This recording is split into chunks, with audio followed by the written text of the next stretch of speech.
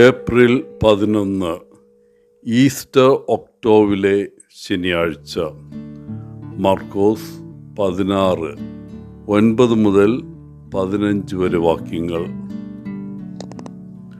Brother Andrew എന്ന Dutch missionary ദൈവത്തിൻ്റെ കള്ളക്കടത്തുകാരൻ എന്ന തൻ്റെ പുസ്തകത്തിൽ കമ്മ്യൂണിസ്റ്റ് രാജ്യങ്ങളിലേക്ക് ബൈബിളുകൾ കടത്തിക്കൊണ്ടുപോകുന്നതിനെ കുറിച്ച് എഴുതിയിട്ടുണ്ട്. അത് സ്വർണവും രത്നവും കടത്തുന്നതിനേക്കാൾ ബുദ്ധിമുട്ടുള്ളതാണ് എന്ന് അദ്ദേഹം പറയുന്നു. കാരണം വളരെ ലളിതമാണ്. ബൈബിളുകൾ വലുതാണ്.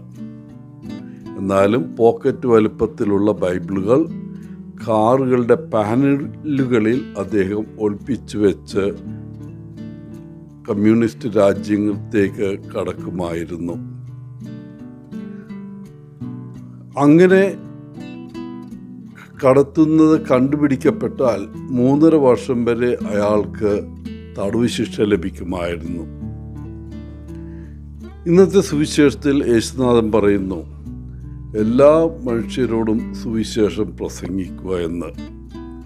യേശുവിൻ്റെ ഈ കൽപ്പന നാം എങ്ങനെ നിറവേറ്റും? യേശു ഉയർത്തെഴുന്നേറ്റു എന്ന് നിങ്ങൾ വിശ്വസിക്കുന്നുണ്ടോ? വിശ്വസിക്കുന്നുണ്ടെങ്കിൽ നല്ലത്. കാരണം അവൻ ഉയർത്തെഴുന്നേറ്റു. മഗ്ദലന മറിയയ്ക്ക് ആദ്യം പ്രത്യക്ഷപ്പെട്ടു. മറിയം ഇത് വിശ്വസിച്ചു. കാരണം അവൾ അവനെ നേരിട്ട് കാണുകയും ഉയർത്തെഴുന്നേറ്റ കർത്താവിനോട് സംസാരിക്കുകയും ചെയ്തു. എന്നാൽ യേശു ഉയർത്തെഴുന്നേറ്റു എന്ന് മറിയം ശിഷ്യന്മാരോട് പറഞ്ഞപ്പോൾ അവർ വിശ്വസിച്ചില്ല. പകരം യേശുവിൻ്റെ മരണത്തിൽ അവർ വിലപിച്ചുകൊണ്ടിരുന്നു.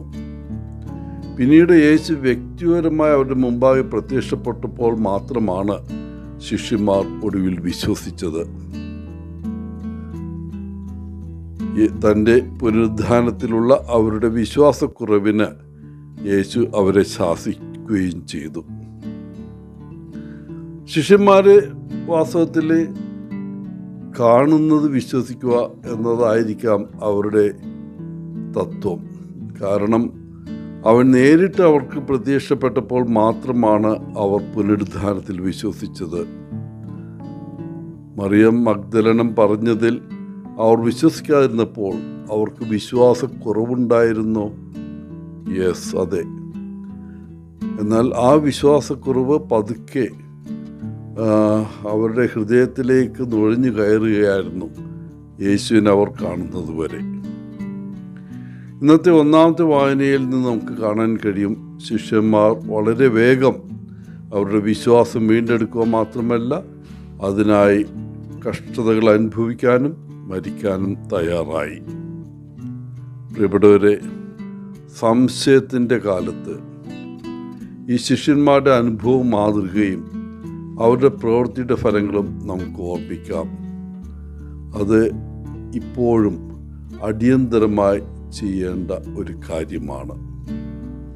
എല്ലാവർക്കും ഈസ്റ്റർ മംഗളങ്ങൾ നേർന്നുകൊണ്ട് ഒത്തിരി സ്നേഹത്തോടെ പോളച്ചൻ, CSSR ഫ്രം കേരള.